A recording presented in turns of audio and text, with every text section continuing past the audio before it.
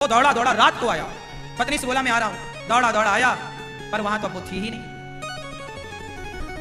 मालकिन ने कहा कि भैया ये कागज दिया है और ये कुछ डिब्बा है।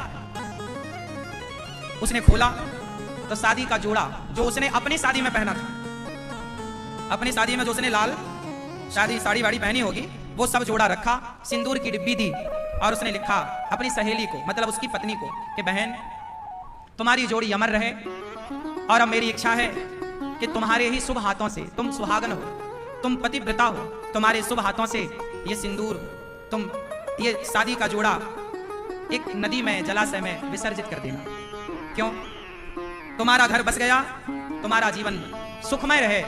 अब मेरे जीवन में इस सिंदूर का कोई काम नहीं है, इस शादी के जोड़े का कोई काम नहीं है। मेरे पति अब मुझे कभी ना मिल पाएंगे, मेरे पति से मेरी मुलाकात कभी ना हो पाएगी, तो मेरे इस सिंदूर को तुम विसर्जित कर दो।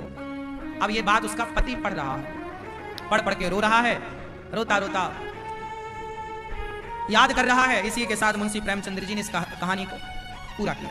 कहानी बस इतनी सी है। बस ये कहानी ये बता के चली गई कि स्त्रियां सारी जिंदगी गुजार देती हैं अपने पति की विधवा रहकर।